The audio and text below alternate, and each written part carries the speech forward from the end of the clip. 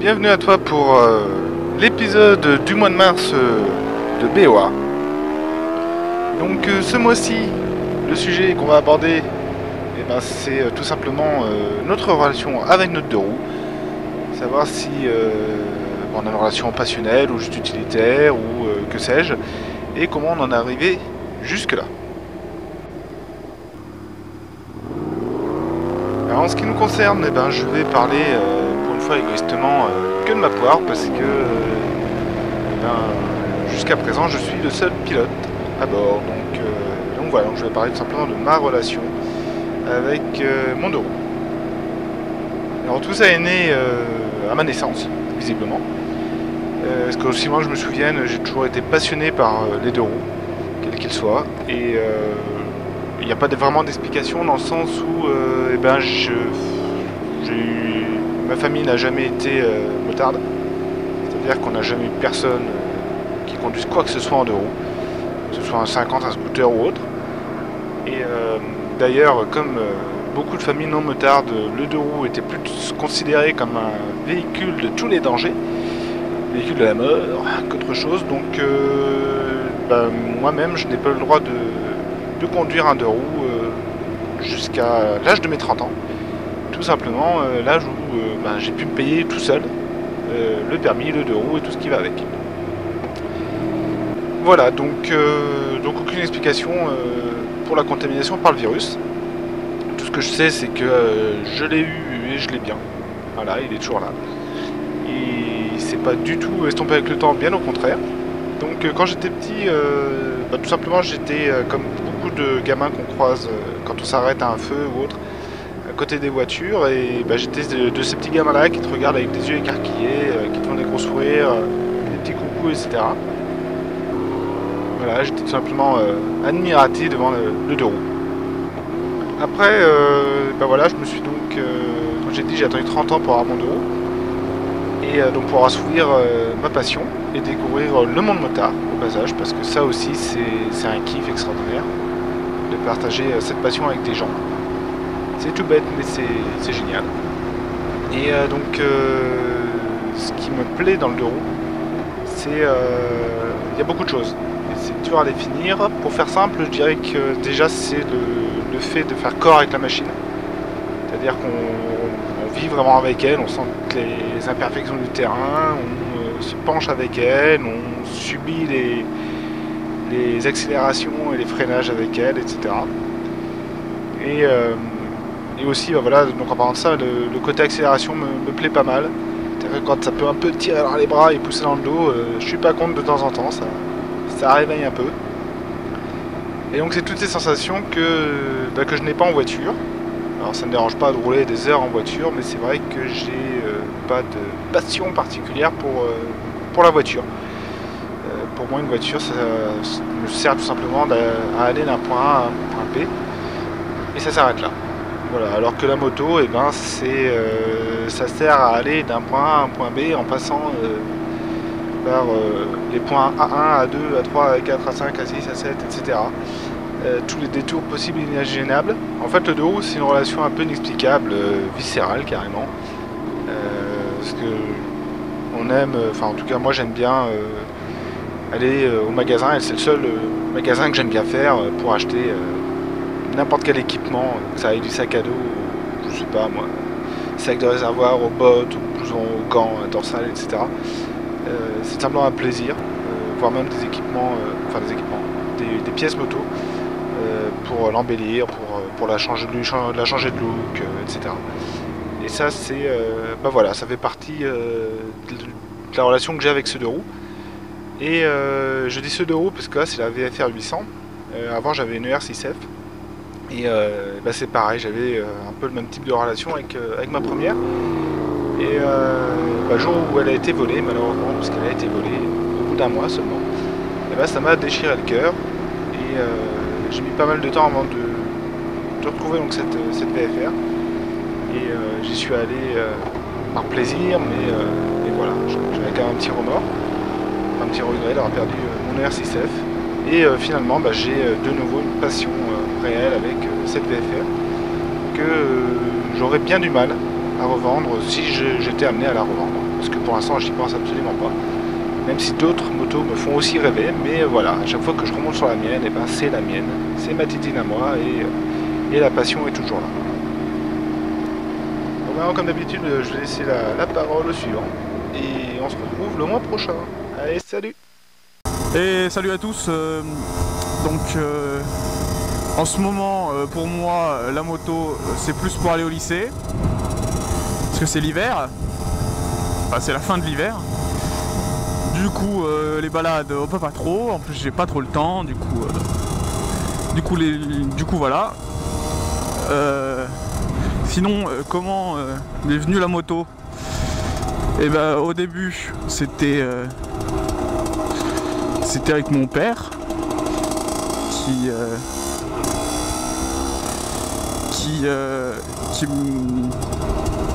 qui me faisait passer derrière lui, on me conduisait, il me promenait sur le chemin comme ça.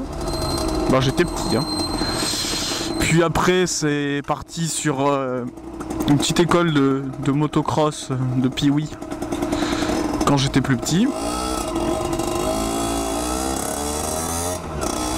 Puis j'ai arrêté la cross, la Piwi cross pour le quad après, sûrement parce que j'ai dû me boiter, mais je m'en rappelle plus. Du coup ça m'avait un peu dégoûté. Ou alors tout simplement parce que j'en avais plus envie. Du coup je suis passé sur le quad. Et après j'ai tout arrêté. Parce que j'étais jeune et j'étais con. Du coup j'arrête tout. Et après je suis allé. Après j'ai tout arrêté. Et un beau jour au collège, je me suis dit pourquoi je passerais pas le BSR. Et puis genre 2 mois après, non même 1 mois après, je suis allé voir les motos. Puis j'en ai vu une sur Grenoble, c'était une Aprilia, je sais plus trop quoi. Elle était déjà sur Grenoble, elle était un peu chère, je sais plus combien elle était. Elle était sur Grenoble, du coup pour aller faire la révision, c'était un peu chiant, surtout en bridé. Et du coup, je suis allé sur Voiron acheter ma petite Derby. Et du coup, je l'ai acheté un jour avant de passer le BSR. Ce jour avant de passer le BSR, je suis rentré, genre, mon père a ramené la moto. Chez moi. En gros, de 18h à 19h30, j'étais sur le chemin en train d'essayer de faire des démarrages. Du coup c'était bien drôle, je faisais que caler. C'était le début, c'était drôle. Je pense que vous avez tous commencé par ça. Et le lendemain, je m'étais levé, à 8h j'étais à Grenoble pour passer le BSR. C'était une journée pas dégueu, c'était le 1er mars 2013. C'était pas dégueu. Bon, il faisait un peu froid.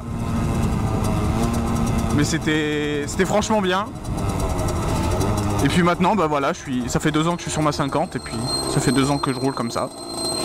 Je suis pas beaucoup de kilomètres, hein, je roule pas beaucoup. Enfin, je roulais pas beaucoup au début.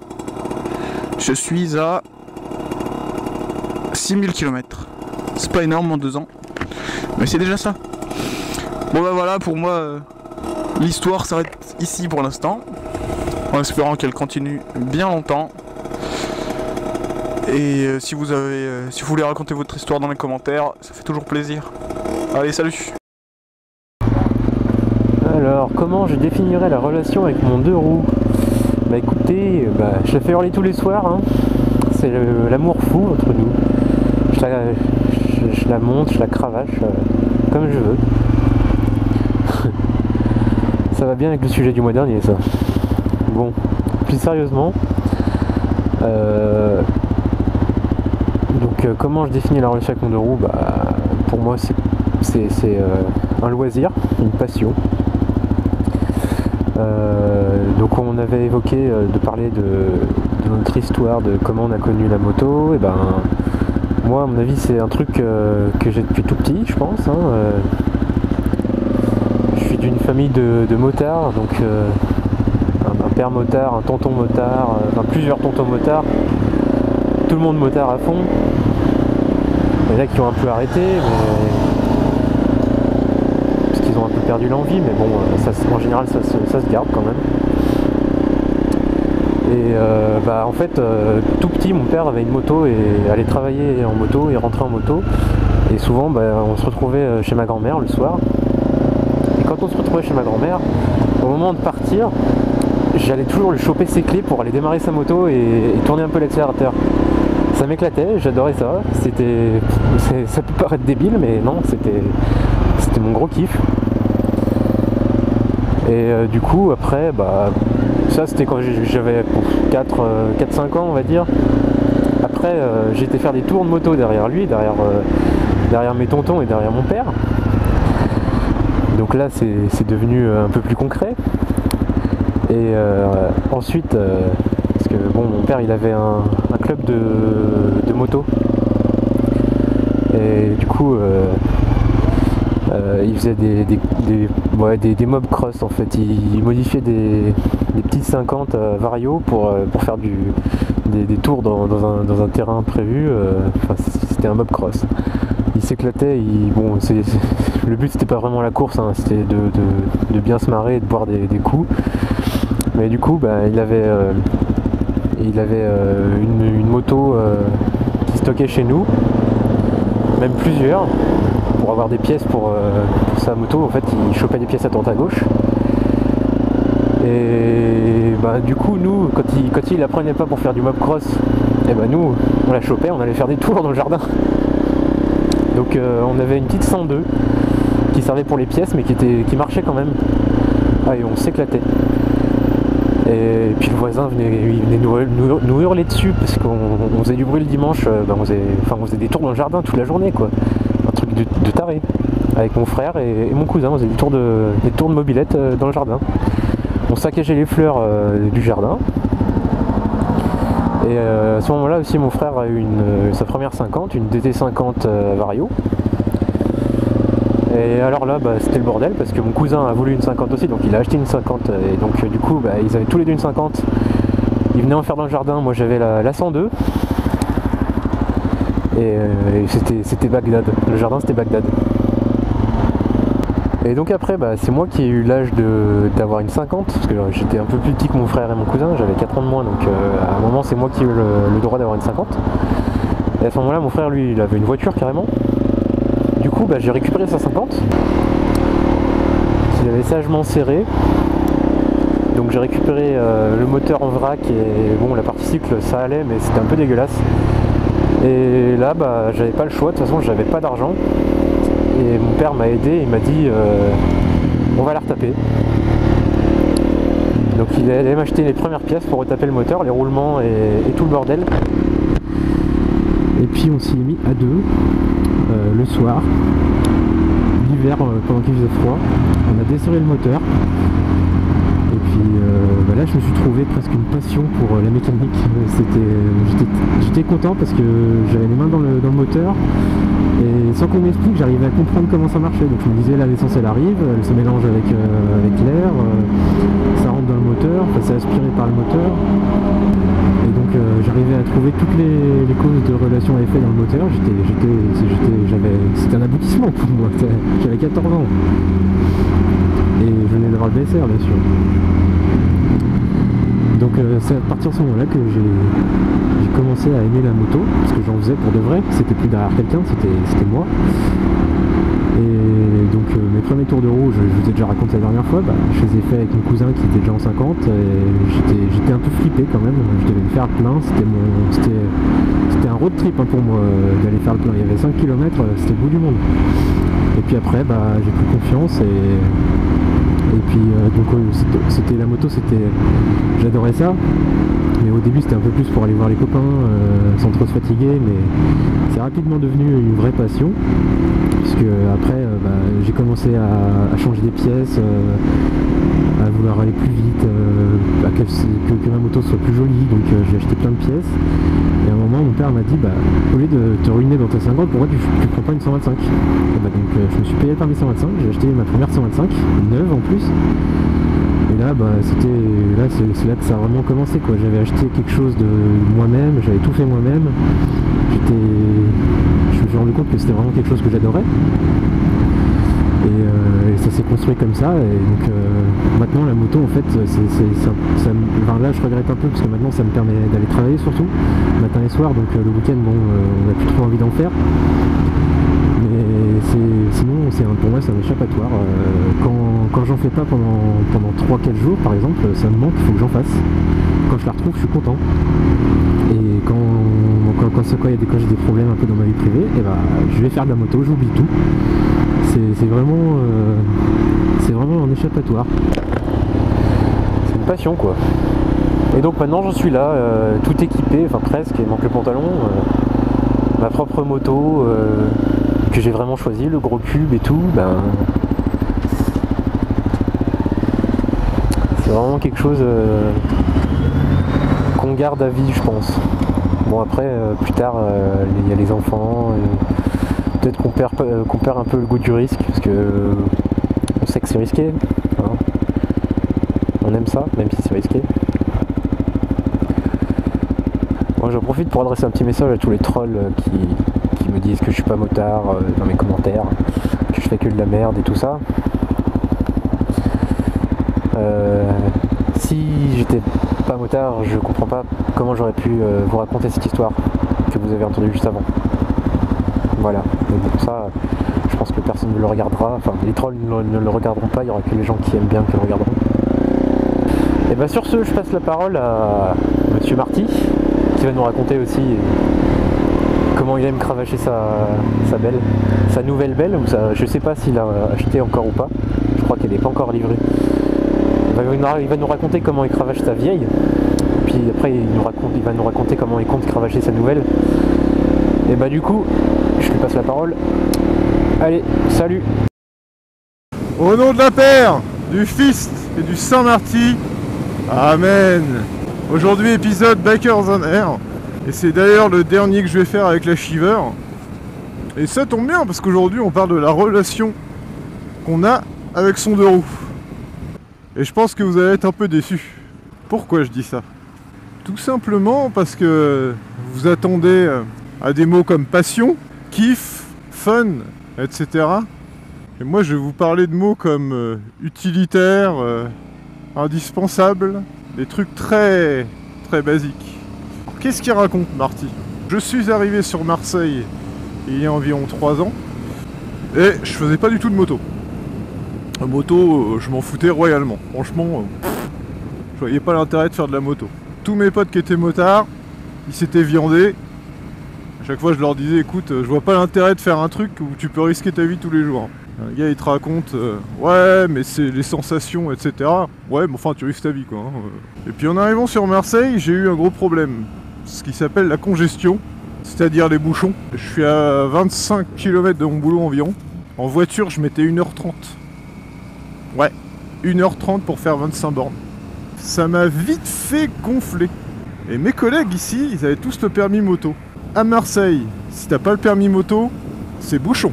Alors ils m'ont motivé et j'ai passé la formation pour avoir le permis 125 cm3. Donc je passe la formation 125 cm3, la formation de 7 heures. Ça m'a coûté 250 boules je crois. Au bout de 7 heures, on me file un paplard en me disant c'est bon, tu peux faire de la 125. Ouais, j'achète une Varadero et c'est parti. Je me tape la meilleure école de conduite qui existe au monde, Marseille. Punaise! Là j'ai vu le monde différemment. Et je peux vous dire que mon petit deux roues, je l'adorais. Une demi-heure pour aller bosser, c'était royal. Arriver au boulot avec le sourire, c'était royal. Donc on peut dire qu'on avait une bonne petite relation tous les deux. Comme par hasard, j'ai eu des accidents en moto. Eh bah ouais. Comme j'ai dit, tous mes potes motards sont tombés. C'était mon tour. Et j'aurais eu l'expérience d'une auto-école, l'expérience du gros cube. J'aurais eu des pneus un peu plus gros. Franchement, l'accident, je l'ai évité. Mais me voilà, inexpérimenté. Et boum, je me suis cassé la gueule. Et bien pourtant, bizarrement, c'est ce jour-là que je me suis dit, Marty, tu sais ce qu'il te reste à faire? Ouais, c'est de passer le permis gros cube. Le jour où je me suis cassé la gueule, je me suis dit, je passe le permis gros cube. Et c'est ça qui est énorme. C'est que malgré les épreuves, et grâce aux épreuves, on en ressort grandi. Et je pense que cette relation avec le deux roues, c'est ça. C'est pour la sécurité et pour le fun que j'ai passé le permis gros cube. Et je me suis acheté la petite chichi, la petite Shiver, qui, comme je disais au début de l'épisode, ne sera bientôt plus mienne. Et là, c'est clairement la relation avec le deux roues. Hein. C'est... Quand on vend une voiture, moi ça m'emmerde de vendre ma voiture. Mais vendre ma moto, c'est encore pire. Ma relation de vendre une partie de moi. Parce que j'ai commencé l'aventure motovlog avec la Shiver. J'ai vécu des moments énormes avec cette bécane. Énormes. J'ai vécu mes premiers crashs violents.